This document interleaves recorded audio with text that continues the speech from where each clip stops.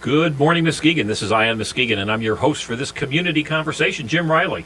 I'm here in Muskegon's Clear Channel studios with my friend and engineer, that legendary Oscar Osbo, and we've got an impressive gaggle of Muskegon's movers and shakers with us today. And with them to help out, we will try to answer a variety of questions pertaining to citizen participation in America's hard-fought battle that most had thought was won, and that's the right of every citizen to vote and to have their vote count. We've got regulars, or quasi-regulars, Professor Andy Fink, radio superstar, Muskegon's own John Van Wyck, and special guest from the other side of American media, and that now actually combines some of what some people call the dead tree media with the electronic future of infotech, and that is Paula Holmes Greeley, and your official title, Paula, is the Community Engagement Specialist. So you do more than just wedding announcements and birth and death, I would imagine. But welcome all. Thank all of you for being here. And before we get into the question of the day, which is pertaining to voter turnout and voter, I would say, apathy, I guess is perhaps a significant reason for the low turnout. I'd like to talk a little bit about this day in history, because I think some historical events, if we look back, we can get a sense of things that happened long, long ago and see how it resulted today. And in the how's that working out for you category, in 1919, long time ago, Afghanistan gained independence from Britain. Didn't work all that well for really, I don't think anybody, but here we go. In the why can't a couple of hard-working black guys get their radio residuals? In 1929, Amos and Andy made its debut on NBC. Cool. And because of the grumpidociousness of certain folks, we're not allowed to hear Amos and Andy, and Amos and Andy and their relatives are not getting radio residuals. So there are results. There are repercussions to decisions that are made. And of course, you can feel to jump in if you're so inclined here. And in how do you... There's no Joe Biden jokes are going on? Not yet. No. We're going historical. We're not yet. I'm just upset still that he's calling you the radio superstar. But, well, we got to. He is the superstar. This is in lieu of John's honorarium. So he is. Give him. Terry Piccarelli talked about Oscar Oswald. He said Oscar's the person who put the O in radio. So that's right. So like a superstar, or the double O. Hey, in the so you support consolidation category, 1934, big day of consolidation. Adolf Hitler was approved as the sole executive power in Germany. Gave himself the title of Führer. Great consolidation of power. No need for messy other little groups to annoy things. It didn't appear to work out all that well. It seemed like a good idea at the time. And in the no, I'm waiting for the Facebook IPO category. Get this, in 2004, what happened in 2004 stock-wise? Actually, I would have thought it was longer ago, given the nature of this company that everybody that I'm aware of uses, if not daily, certainly very, very often. Microsoft went public. No, that was way in the way back. No, Google went public, though. Oh. And Google started selling in 2004 on this day in history. The initial price was $85, and with all the various splits and all. Today, it is now worth about $668 a share. Now, that's obviously fabulous. It's nothing like the halcyon days of the past when we had these IPOs that would go up 100 times in a short period of time. But the market back in 2004, the Dow, we'll just use that, the Dow Industrials, was around 10,000, and today it's a little over 13,000. So we have a 30% increase in the general stock market over 8 years, and in fact we have a massive, probably about a 700% increase in Google.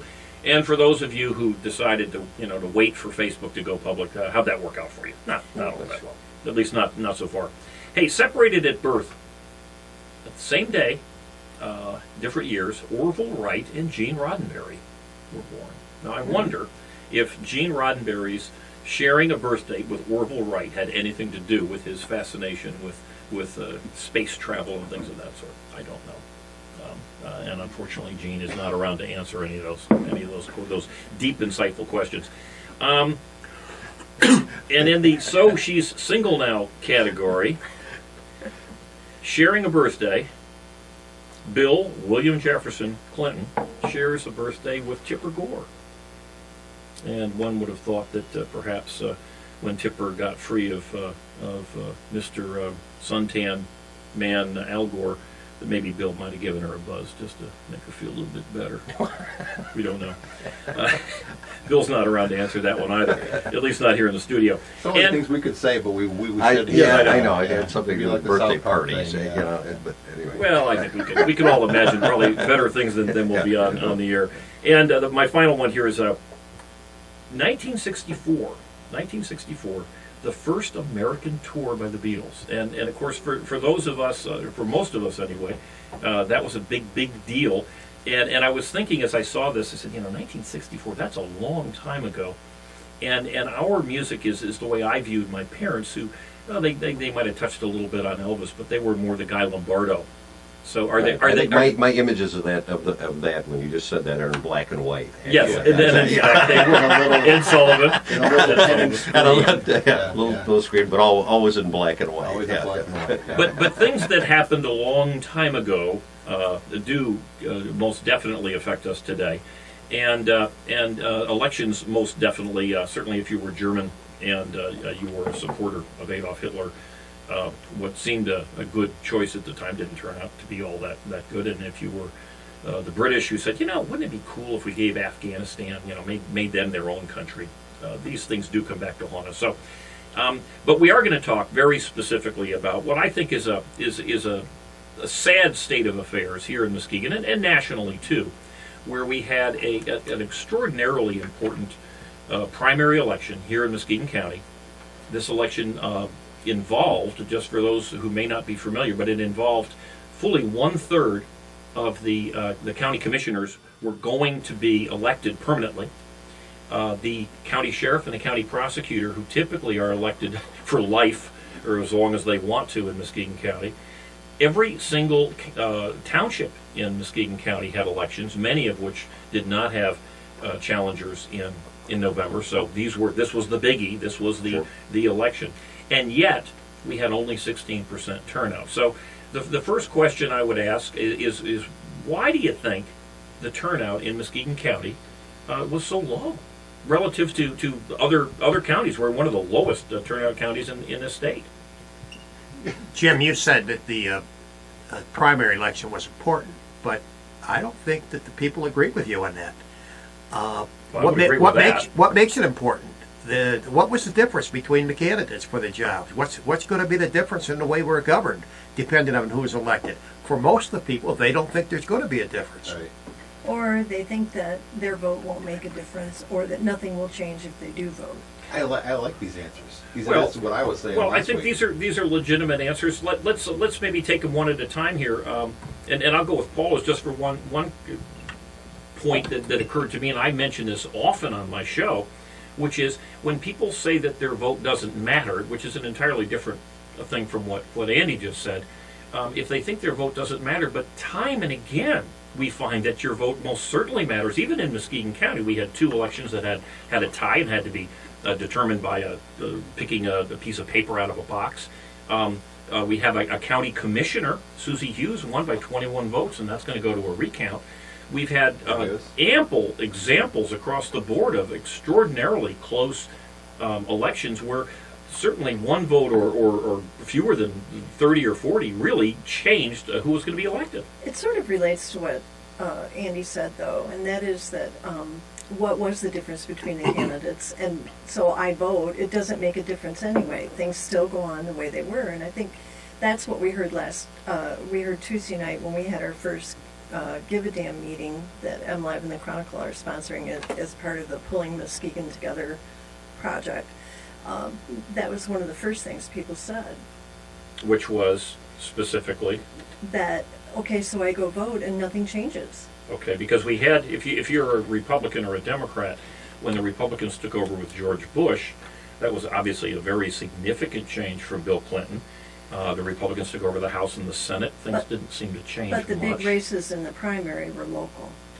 And that's where the issue Okay, is. so let's focus on the local then. Okay. Absolutely. And I would agree with what the folks told you, Paula, that a lot of people have got the belief that there's no But difference. typically in a primary election like this, Jim, it comes right down to the people that do vote are motivated to go out and vote for a specific person, and that doesn't necessarily mean if you're voting in a Muskegon Township race or that you really care about who's prosecutor or sheriff, but you care about who your township supervisor is, and then you go out and vote for a particular candidate because they're a friend, because they're a relative, because they're doing a good job, whatever that might be.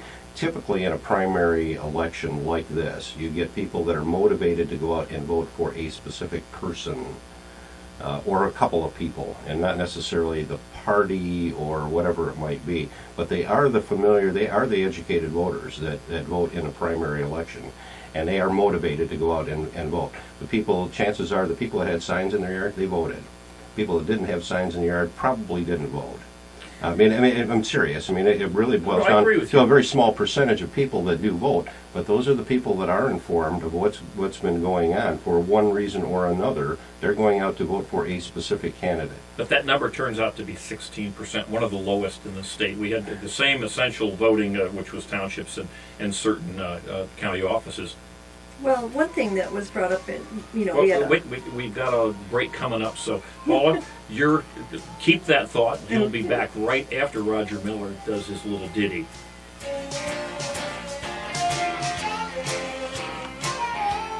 Bad boys, what you want, what you want, what you gonna do when Sheriff John Brown come for you? Call Bad Boys Bail Bonds. Open 24/7, 365 days a year. Agents statewide and nationwide. We do 10% bonds for less.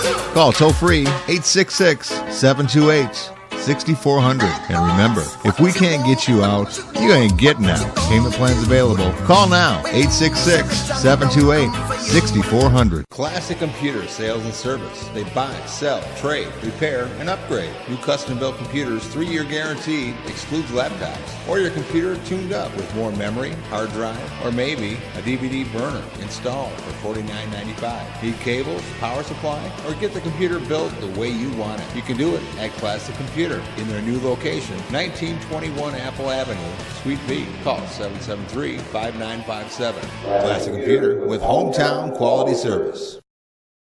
Make a run for the border. Taco Bell is waiting to cook for you. Delicious tacos, nachos, chalupas, gorditas, quesadillas, or try their famous grilled stuffed burrito for only $1.99. Make it a combo for only $3.49. Their large variety includes specialties, combos, supreme, salads, and kids' meals. Taco Bell, the best fast food north of the border. So walk in or drive up. Visit all of the Taco Bells in West Michigan. Open Sunday through Thursday, 10 a.m. to 11 p.m. Taco Bell's open Fridays and Saturdays from 10 a.m. until 1 a.m.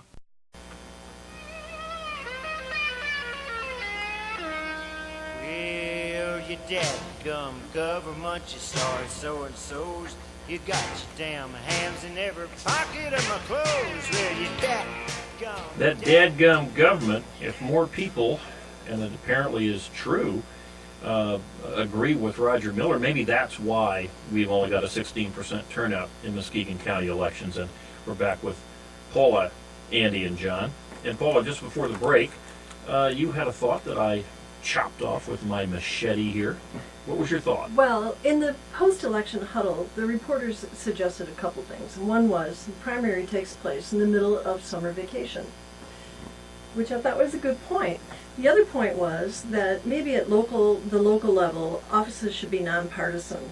I was caught in that myself. All of my township, Laketon Township officials were on the Republican primary ballot.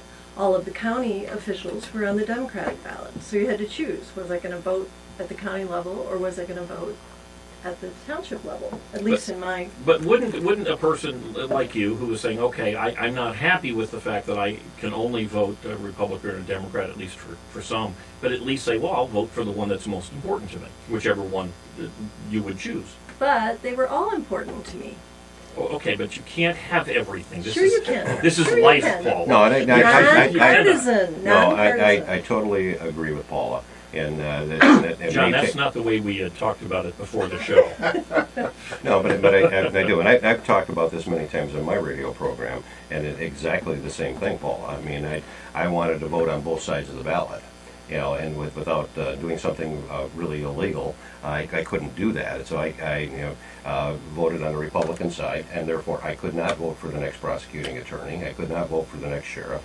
I could not do that, so it restricted my freedoms and rights as a citizen in order to elect people that are going to be in those offices. So the primary system itself needs to be changed, and also those elected offices. I mean, when it really comes right down to it, with the prosecuting attorney and the sheriff and the treasurer and the county clerk and those kinds of offices, where does the Republican and Democratic ideals come into play? I could answer that. I mean, besides union negotiations and I contract can answer negotiations and those kinds of things, and the sheriff and the prosecuting attorney, where did politics play a role in how you prosecute somebody for murder? Okay, well, let me give you an answer to that. And I'd like to hear it. Not necessarily, as you say, it does certainly involve the job of the prosecutor as an example. Most certainly involves far more than prosecuting folks. As a matter of fact, the prosecutor very rarely engages in prosecutions. The prosecutor is a manager, and one of the things that he does is he manages a multi-million-dollar small business, and one of the jobs, one of the major portions of that is to negotiate with unions and things of that sort. So there are things that a Republican, a true Republican or a true Democrat might have different, but I'm not suggesting that's the real reason. I would say that there's certainly negatives, and John, don't get me wrong, I'm not totally disagreeing with you, but one of the things when it comes to municipal elections where people don't have a lot of information or have chosen not to educate themselves, most people who vote have a sense that they are either Republicans or Democrats or perhaps registered independents, if you will.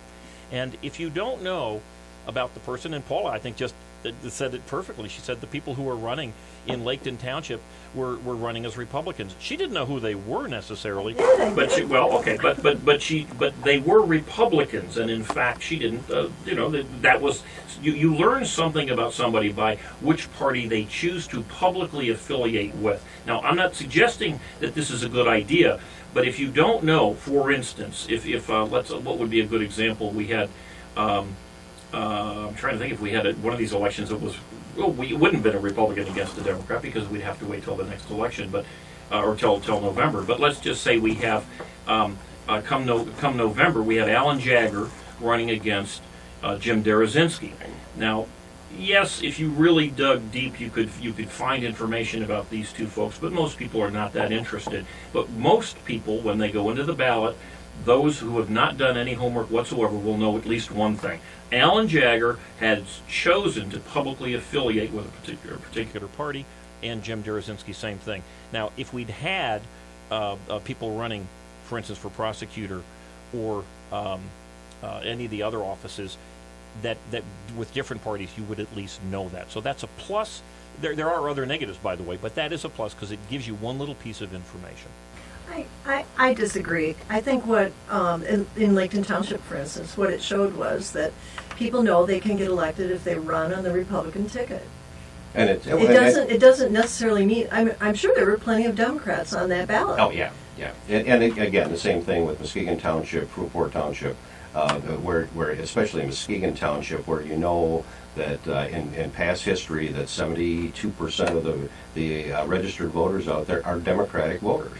Well, that's that over time if you're going to run for an office in Muskegon Township and you run as a Republican, you're not going to get elected, plain and simple. Well, we did look at the list of candidates in our pre-election show, and I believe only 3 of the townships had Republicans and Democrats going back and forth. Almost every single other township was either all Democrat or mostly Democrat and the same Republican. So that's an issue. I'd like to take John's point a little further. I don't know why we recognize political parties at all in our governmental system. Why does the state of Michigan decide that somebody's a Democrat or somebody's a Republican on the ballot? Why not just let people run for the office? We're electing people, after all. Let them run. Want to have Republican Party, Democrat Party? That's fine. Let them endorse, but let the state of Michigan stay out of it, so that the people Just Oh, vote that's for the interesting. individual. Yeah. Well, that may be constitutional, or there are some laws involved there, I would imagine. Oh, I'm sure there's quite a Of few course, there are laws laws involved, but that's my point. Well, okay. Those can be changed. And okay, aside from a statewide movement to change the Constitution or to change the laws, which may or may not make some sense, I'd like to focus, if we could, on what we can do here in Muskegon, because we have a singularly unique problem in that we are one of the worst counties in the state operating all under the same rules. So in some of our counties, there's a significantly better turnout than there was here in Muskegon. So Right. I'd like to focus on what we can do here, but you both, and I think all of you have said, one of the things that is a disincentive for people is the fact that you can only vote Republican or Democrat. In a primary. Why do you think it's a No, Why do you about think minute it's a to go. problem that people aren't turning up? What makes that a problem? Well, that was an earlier question, that perhaps it isn't a problem. But if we were so inclined, let's just stipulate at this point that we would like to increase citizen participation, because it's different. Obviously, if you vote is different than being an active citizen. But let's come back to that. We've got a break coming up, but let's address that. How do we do it, and does it really make any sense?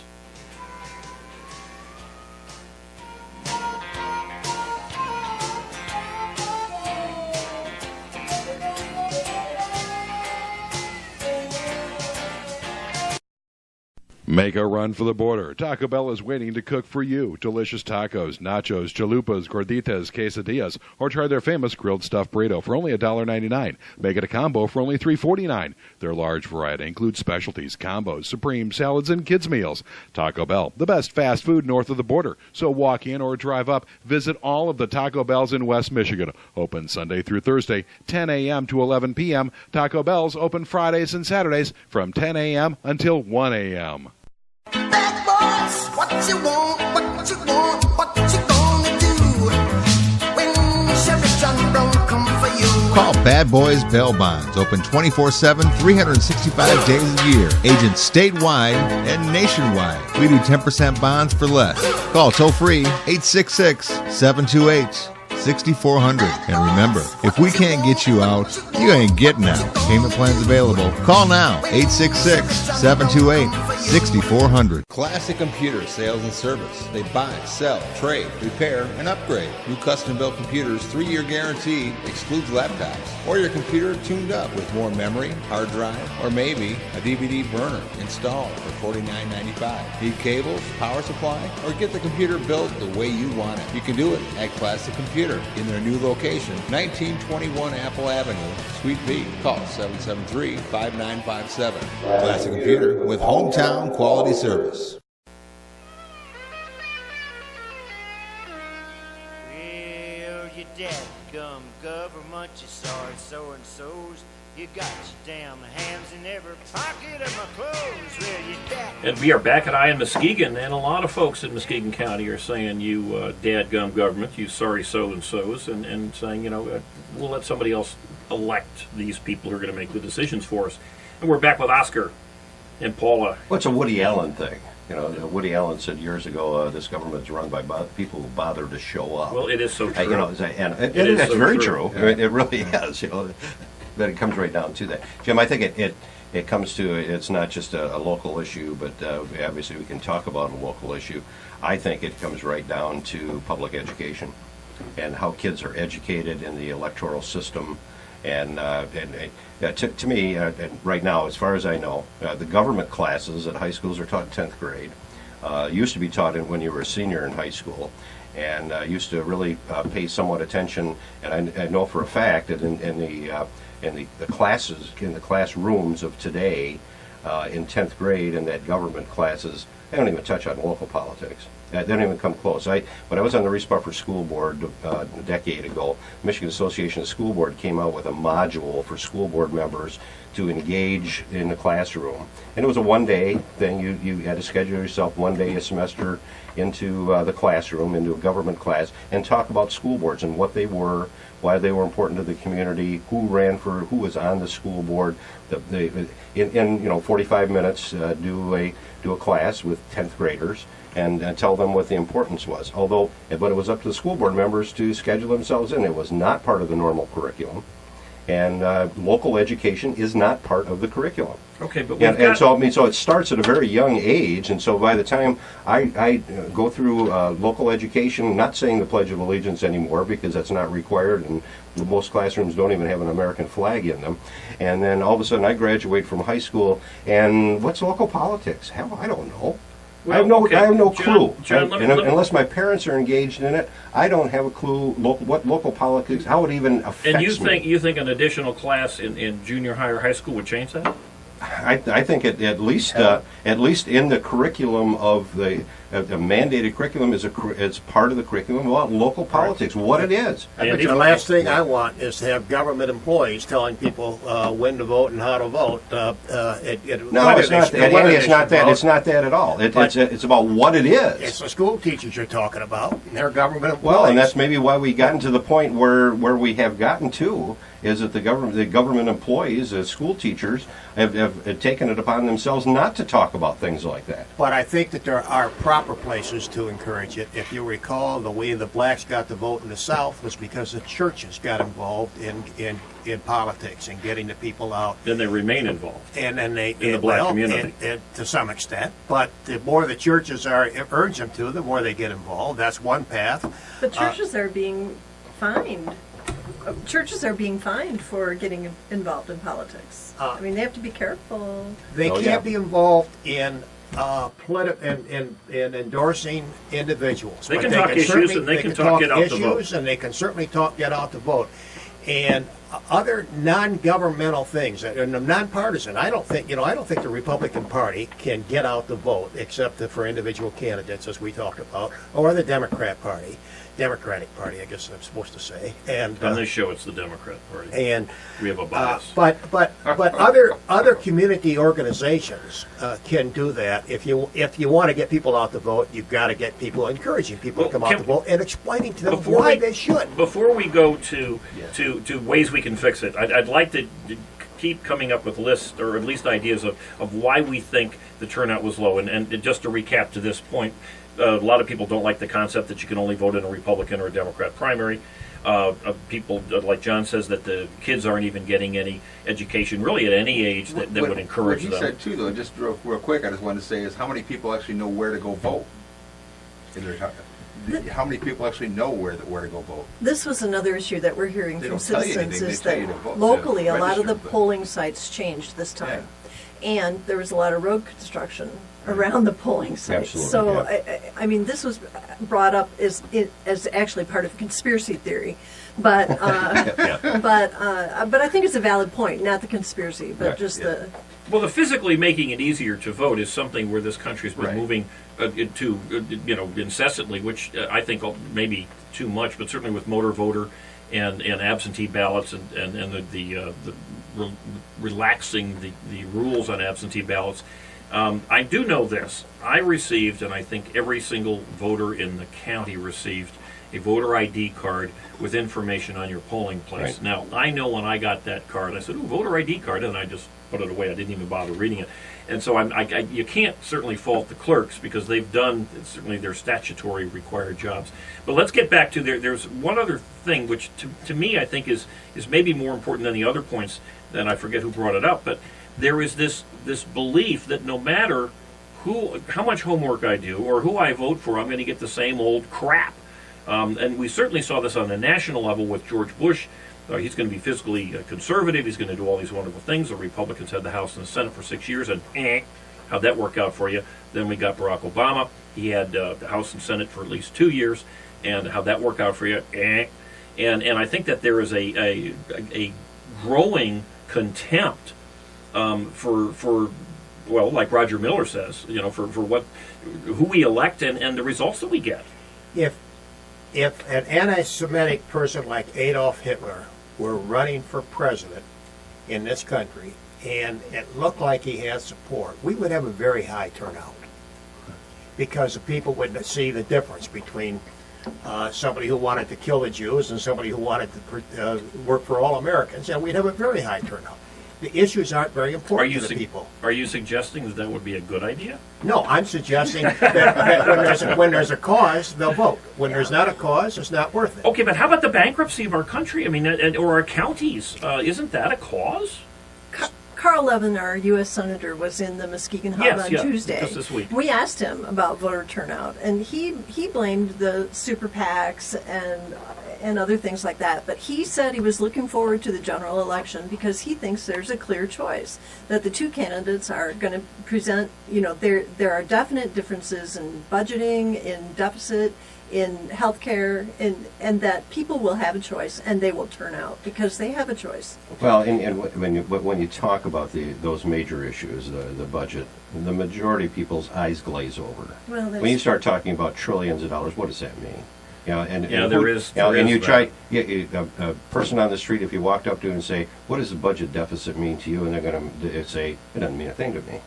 Doesn't mean a thing to me. Everyday life goes on, and it doesn't mean a thing to me. You say, but you're paying increased costs of Well, here in these services, Muskegon, for and go on. instance, you're paying increased taxes, you're paying increased water bill, you're going to soon pay increased electric bills. Your sewer bills have gone up.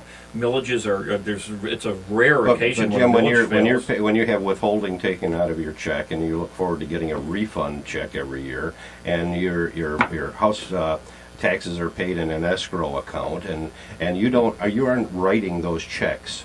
It's being taken out, and you're going, oh, it's a payroll tax. It's that's not a whole lot I can do about it. So you think folks are just disconnected? Very disconnected to it. And if you've got to write a check to the federal government every year for $5,000, $10,000, $15,000, and you've got to write a check to the city of Norton Shores every year for several hundreds of dollars, and you've got to write a check to Mona Shores Public Schools every year for a certain amount of dollars, I'm going to pay attention. All of a sudden, it's coming out of my bank account. Well, Thomas it is Sowell- coming out of your bank account in other ways, but it is so convoluted, and there's so many different. If you look at what your property tax bill is, and if you really look at that, and how much goes to the county, and how much goes to the school district, and how much goes to the intermediate school district, and Muskegon Community College, and all of these other things that you're paying your property taxes to, if you got to write a check to every one of those organizations every year, you're going to damn well pay attention to who's on the board of trustees at Muskegon Community College. Yeah, and few people actually do that, and I would agree. When I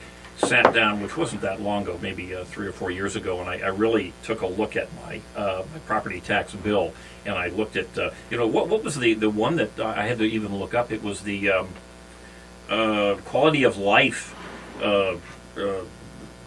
item on there, which I guess it turned out to be the Frauenthal Walker Arena deal. Yeah. But the point is that even if you look at it, you don't know what many of these bills are. I would just say this: the great economist and substitute occasionally for Rush Limbaugh, but Thomas Sowell, very prolific writer, he said something which I think a lot of us certainly here would agree with. He said, elections should be held on April 16th, the day after we pay our income taxes. That is one of the few things that might discourage politicians from being big spenders.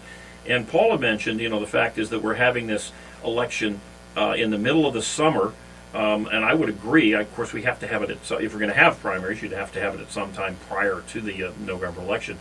But timing matters.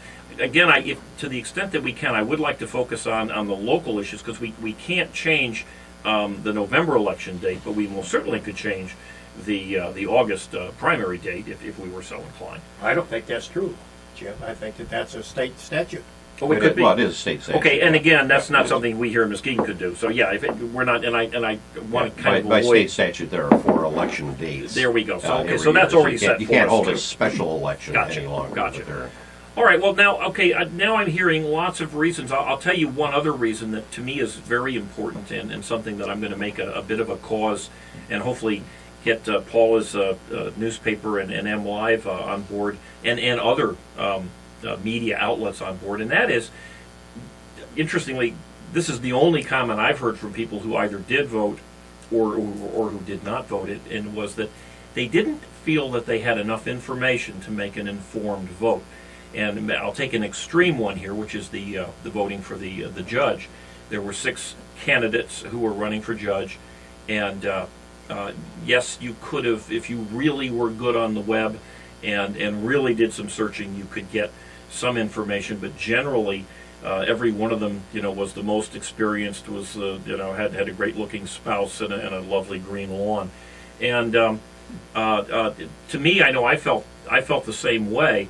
Not just on the judicial race, but certainly in the prosecutor and some of the others, well, almost all of the others for that matter. And I think that I remember back in the day, and we're all old enough, I'm sure, to remember. But if you lived in Detroit or you lived in Chicago, and I'll touch base on the Chronicle here in town, but you would see people going to the ballot box, primary election or general election, and they would have the editorial page from the Detroit Free Press, or they would have the editorial page endorsements from the Detroit News. In other words, they may not have done the homework on their own, but they said, I know the Detroit News tends to favor Republican type people, and the Detroit Free Press tends to favor Democrat type folks, and I'm satisfied with their decisions in the past. So they had a guide, and the same thing with the Chronicle as it went through its various years. Given that we were a one newspaper town, if you were a conservative, you might say, okay, the Chronicle is endorsing these people, I'm going to vote for the other guy, or vice versa. But there was at least some way that you had a little thing you could take with you. That has disappeared, at least in this election. I grew up in Ypsilanti, an automobile factory town, and they would go into the polls with the UAW recommended. There we go. Right. Yes. Yeah. And I talked to a gal on election night, and she was saying, I vote the way my husband tells me to vote. Well, you know what?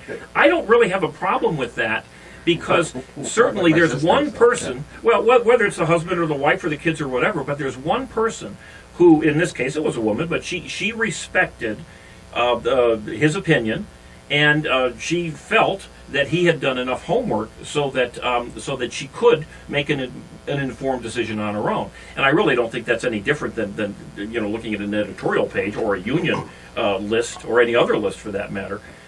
Same thing goes with right to life and things, where they're very narrow ones, or NRA, things along those lines. But we don't have the information. I just want to add something here. Every year I get letters to the editor from people after we've done editorial endorsements saying, why are you telling me how to vote? And newspapers should never be able to make endorsements. So I think there's a lot of divided opinion about how so valuable. it's not universal. Okay. No, I don't think so at all. And I think what we used to see carried to the polls in Muskegon, or at least what I would see, was a full-page ballot that the Chronicle often published, where people just would make their selections and Right. take it in. And that may be something we'll look at in the future. But what we're focused on right now, what our preliminary talks have been focused on, is how do you inspire people to vote? And I think that's what candidates should be looking at as well. How do you inspire people to get out and vote? Well, here you have Senator Levin, who comes out and says that advertising doesn't work, and he's out there pushing like crazy. He says advertising is one of the reasons for the low turnout. That's absurd. Well, he's absurd. saying the attack ads. He's saying the negative advertising, that people are just sick of it, and so they just avoid voting at all. I'm not so sure we saw a lot of attack ads here in Muskegon County at any level. Right, but I think it's that he's saying it. Of course, he's at a national level. National level. Well, that's Yeah. different. But I think he's looking at the congressional race. But didn't the we have? Republican congressional race got And I pretty think you say that nasty. sets a mood. Well, Right, it may set right. the mood, but I think that certainly one of the most attack ad-filled elections in our lifetime had to have been 4 years ago, and I believe we had the biggest turnout in modern times, didn't we? Right. I don't see attack ads reducing turnout. Yeah, but The math is there. People believed in change back then. Now people don't have that belief Well, anymore. for 'cause whatever they don't see reason, any change, you have to show a statistical correlation between attack ads turning. It may turn people off, but it certainly doesn't reduce voter turnout. But attack ads are a situation, a fact that we have to live with. If we're Yeah. talking about how to get the vote out, we can't say, well, the attack ads are keeping them home, because That's not we true. can't. Right. But we can't Well- change it if they are. There's nothing we can do about it. Right. So we have to focus on what we can do if you want to correct what you Okay. have described as a problem. Bringing us back to center. Thank you very much, Levin's- Andy. Levin's point was because the decision in the Citizens United, which of course changed the whole super PAC approach, you can't change it because it was based on First Amendment. He feels if you start to challenge that you make a crack in the First Amendment that you don't want to go into.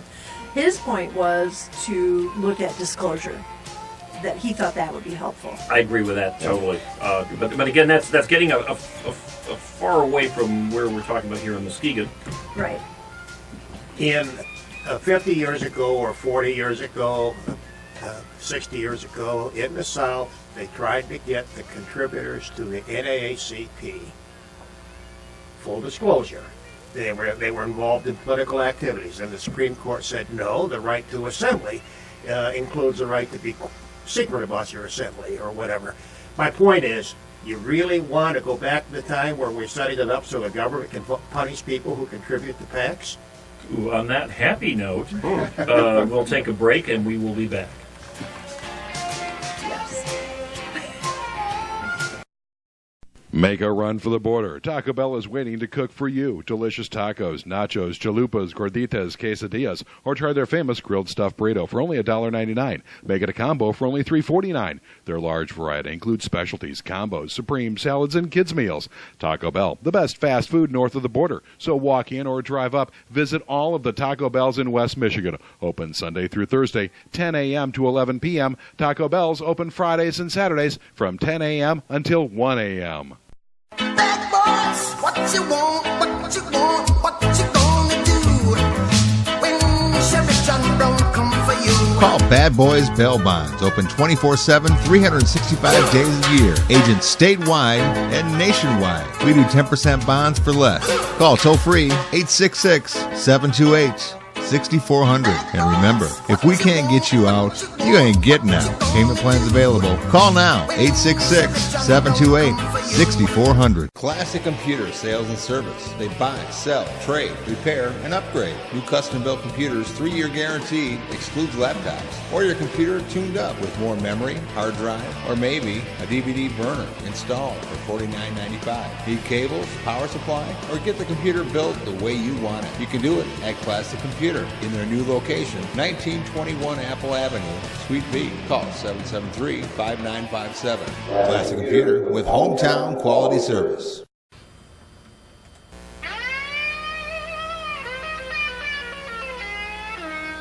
Well, you dadgum government, you sorry so-and-sos. You got your damn hands in every pocket of my clothes. Well, you The dadgum government, and here we are talking about ways to get more people out to vote their support of the various dadgum government electeds. And we're back here at Ion Muskegon. We've got Oscar, we've got John, we've got Andy and Paula and Jim Riley. And maybe, you know, one thing that really this conversation has surprised me, because I thought we would somewhat settle on reasons why the turnout was so low, but it almost seems that everybody has their own couple of ideas, and we sort of disagree with each other. I would like to maybe ask, maybe just to start with John and just kind of make it kind of quickly here. John, what in your mind is the number one reason for low turnout in the Muskegon's primary just a week ago? I still think it's lack of education and people paying attention to what's going on in local politics, or even care about what's going on in local politics. And it starts in the family, it starts in the education system, and just educating people on how to do it. I mean, yeah, there's problems with the mechanics of it and the date, but I mean, we've had a primary election in August for as long as I've been alive. And it's always been so I know that there's a primary election in August. But I've been politically engaged also, and worked on several campaigns, so I know that there is a primary election, whether it's odd year elections for municipalities, cities, and the even years, it's going to be state house and county commission and national. Okay, you know, but your answer. My answer is it's about education, and it's about educating the public on why it's important to vote. Okay, and I got a kind of interesting thing, and that happened to me like 2 nights ago. Quick to John, come on, that was funny. Well, no, but you know, somebody came up to me and they said something about the election. They said, "Oh, geez, I forgot to vote in the election." I said, "That's fine. I voted for you." You know, I mean, if it was a 20% voter turnout, I voted for 5 people. Right. And do people want me voting for them? You know, and it's there saying, we go. Fear. You know, well, there's fear. You can put a fear element in. She said, "What do you mean you voted for me?" I said, "You didn't vote. I voted for you. My vote counted 5 times well, we're going to for that 100% to elect somebody." We'll come up with ways to motivate people. Okay, but your idea is education and getting people involved. That's cultural. That's going to be a tough one to fix, but we'll come back to it. Andy, your number one reason why the turnout was so low. Apathy. Okay, That which is people- somewhat with people John, agreeing simply with aren't- John's. Well, no, he said education. I said apathy. okay. I think they're well-educated people who realize that the chances of their vote making a difference in the election are almost zero, and the chances of the election making a difference in the politics aren't much better. Okay, this is really getting depressing here. Okay, maybe we'll talk about the Tigers later on. Okay, Paula, what's your number one point? I think people feel disenfranchised from the system and they're uninspired by the candidates. Okay, explain the disenfranchised, because disenfranchised I think has a it- specific definition. You mean they're not... I don't think it's... They feel not voting somehow empowers them? No, I think they feel like they're not part of the system and that if they do vote, it doesn't make a difference. Okay, so far we're all agreeing. Oscar, how about your thought? Well, I kind of agree with that. I feel that everybody was promised a change 4 years ago, and we don't see that change, so we don't really think there's going to be any change with this right now anyway, so I don't see any change happening. Okay. I did vote, though, but I still don't think, I don't really feel there's much of a change. And I would say that I think the answer to all four of your almost, or at least quite similar reasons, I think the answer is more information. Maybe John's suggesting in schools, but I think if we had an idea, for instance, how particular folks who at least are currently elected, how incumbents have voted, if we had specific answers to questions of how the candidates would change things or do things, those of us who are inclined to get online or read would at least have the information. And I'd like to give Eric Gertner a shout out, and I don't know if Eric came up with this, but I'll give him credit for it, because of course I was a candidate running for county commissioner. But he sent a questionnaire that took me 3 freaking hours to fill out, and it wasn't just that it was so long, which it really wasn't, but it was very specific questions of how are you different from your opponent. What are the top 3 items that you might that you believe are important? They were really, really good, deep questions that both candidates, or let's say the judicial candidates, could have answered. And my point, and I'm taking way too much time on this, but I think if we had the information about the how's that working out for you for those who are incumbents, and very specific questions answered for both incumbents and challengers. Can I answer that question too? About Absolutely. Now, say you won over Bob Skolnick, and we have Susie in there. We have Alan Jagger. Now those 3, you 3, would you be able to make a change in that group? I think that group is pretty much on their side. They've decided what side they're on. Alan hasn't had any chance to really make too much change. Well, okay, we're digressing a bit, but let me answer this question because a lot of people have asked that of me. They said, Jimmy, let's just say there's only 1 or 2. Currently, we have 9, or at least we will have 9 county commissioners. One of the things, as anyone who's listened to this show knows that I'm a big fan of Alan Jagger.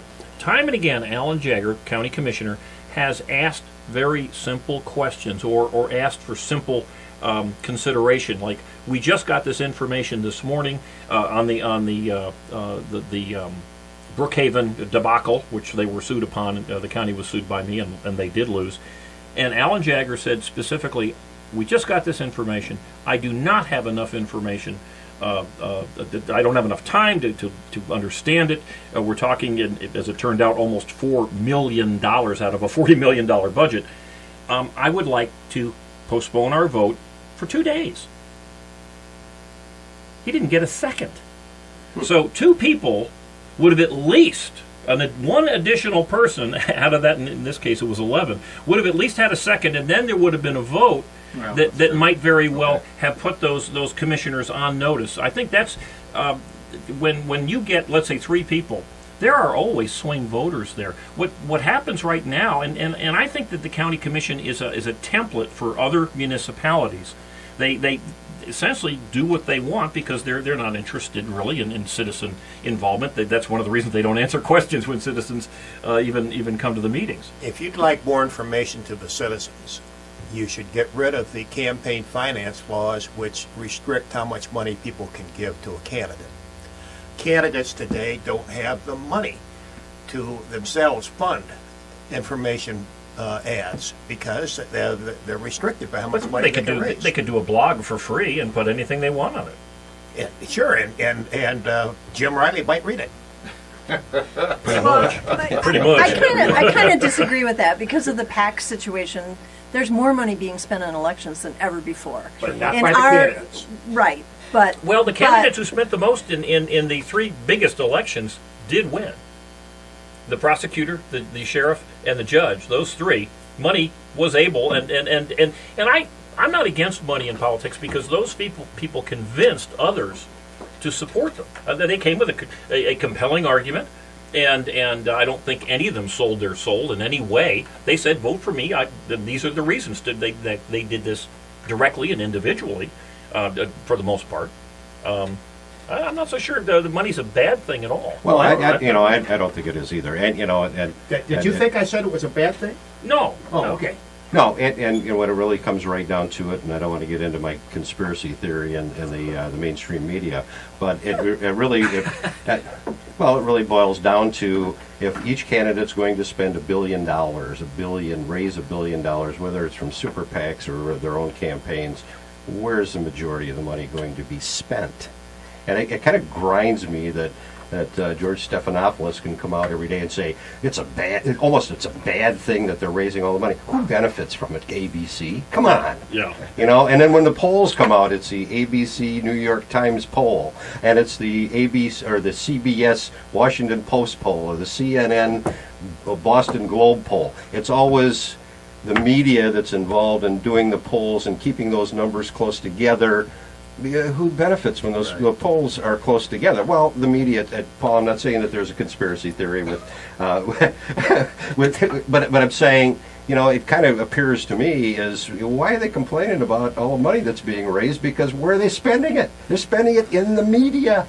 Well, I mean, you're talking about national, and I want to talk about local. Yeah, let's get back to local. And I do think money can change an election, and I think that's why I totally disagree with Andy. I think there needs to be restrictions on the amount of money spent, and I think there needs to be a complete disclosure so people know who's trying to influence them. Sure. Especially. But locally, wasn't that the case? Didn't we? PACs. Don't we have that? There were no PACs, at least. There were some PACs in some of the races. Were there? But not many. But there are going to be. I mean, for the state house races, you're going to see. Oh, absolutely. But isn't the fact that we have PACs and we do have this nasty advertising that Senator Levin is so disparaging of, and in fact we get a far greater turnout. I mean, isn't in fact the advertising? I mean, if you want to sell a widget, what do? You advertise.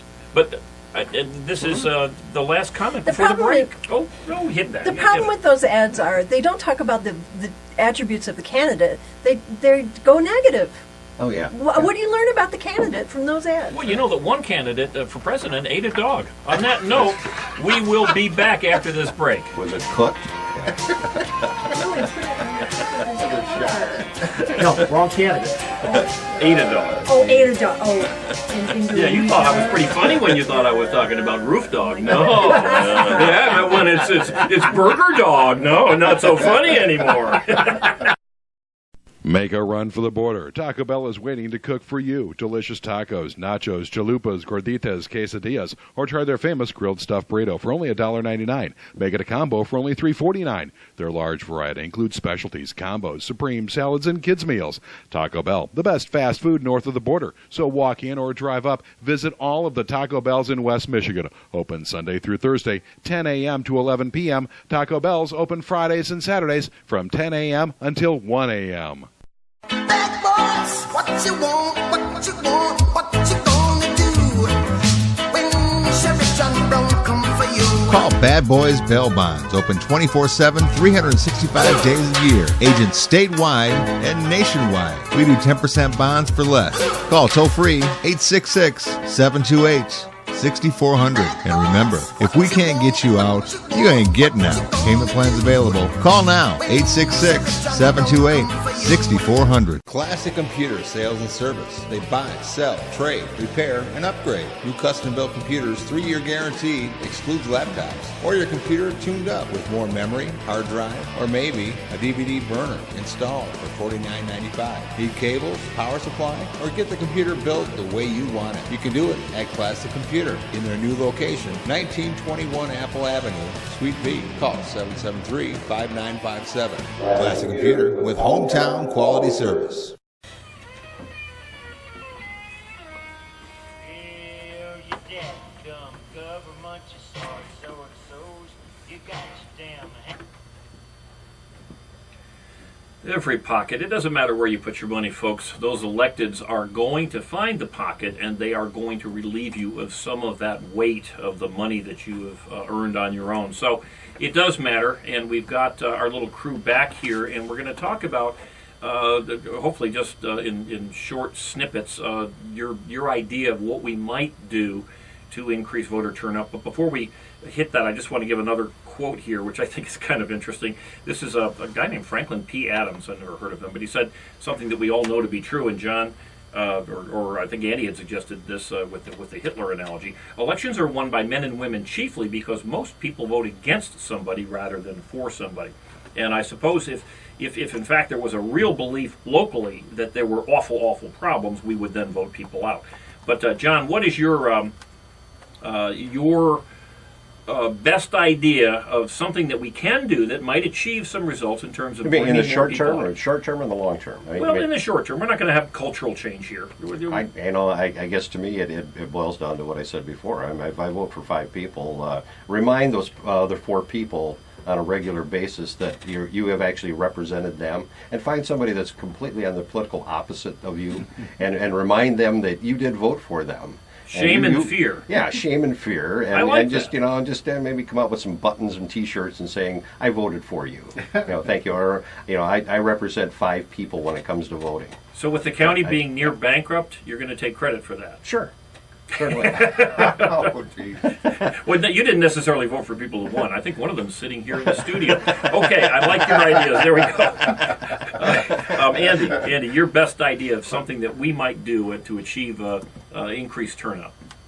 Since best is the superlative of good, I'm not quite going to fit it, because I think that if we had corruption in government, we would get more people to vote, because then we would get payoffs for your political captains and for the streets and stuff. You'd get a better street in Muskegon Heights if you had corruption in the election of the Muskegon Heights commissioners, and at least you get a better street running down in front of your house. Yeah. Well, now are you? In other words, people aren't involved in government, and the government's not involved in people, and there's not much reason to motivate people to go out and vote. Right. So you don't have any answer. We happen to be junkies. But 90% of the people think that what we're doing in politics is boring and a waste of time. So we ought to be happy, at least from the standpoint of the 5 of us in this room, because we do have the power. Yes. Yeah. So why would we want to encourage other voters out there to dilute our power? I like that. When I think of the Oscar, we're gonna have to redo this show. well, when I think of the few number of people who play golf, I just wonder what we can do to address that problem too. But seriously, I just don't think it's a problem. Okay, all right. Oh, fair enough. Okay, and Paula. Well, our discussion at the Muskegon Hub has been how to inspire voters to turn out. Okay. And we go along with you. We think that we need to be working to provide more information, and we will, in fact, provide more information with an online voter's guide. But we're also, during the primary, we presented 2 debates, and we're going to do more debates. We're going to do live chats. We're going to do live editorial board meetings where people can come in and observe. We're looking at engaging in every possible way. And that's going to be our effort to get people out to vote.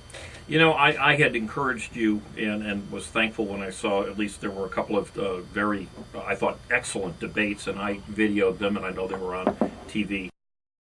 Make a run for the border. Taco Bell is waiting to cook for you. Delicious tacos, nachos, chalupas, gorditas, quesadillas, or try their famous grilled stuffed burrito for only $1.99. Make it a combo for only $3.49. Their large variety includes specialties, combos, supreme, salads, and kids' meals. Taco Bell, the best fast food north of the border. So walk in or drive up. Visit all of the Taco Bells in West Michigan. Open Sunday through Thursday, 10 a.m. to 11 p.m. Taco Bell's open Fridays and Saturdays from 10 a.m. until 1 a.m.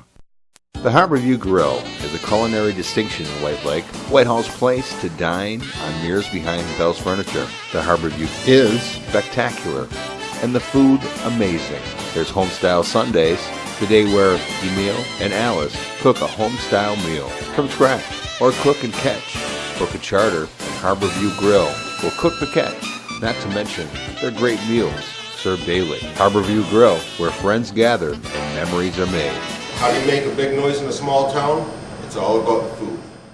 You are watching WMKG TV, Muskegon's only TV station, broadcasting to Muskegon, Ottawa, Oceana, and Kent County. For the prosecutor and the sheriff. But it really, you have to be a junkie to have attended, or even worse, to sit in front of your computer and watch these debates. Although your debates, I would say, were arguably the best that I've ever seen in any context. No, because they were an hour, they were short, you had good questions, and I'm talking to Paula about the MCC M Live debates, and I would like to see more of that. You know, I don't think there is any real quick answer. I do think that for the people who say, look, I'd like to vote, but I don't feel confident and comfortable with the information that I have, that voter guides and more information, a one-stop shop, if we could, at the very least, for links. You know, for instance, I'm thinking for Judge, if on the M Live page there could have been for Judge just the links to the judicial homepage and perhaps answers to whatever questions that would have been appropriate to ask a judge. You know, I've got kind of a strange idea, but well, there's a shocker. Well, I mean, when you get the printed information and you get all the voter guides and information, distribute them into dentist's office and waiting rooms and doctors' offices. You got to put them in places where people have time to read them. Mm-hmm. And I mean, I'm getting sick and tired of reading the National Geographic issue that's in my doctor's office that's been there for the last 4 years. And you know, get them to getting the information to places where people have the time to read them.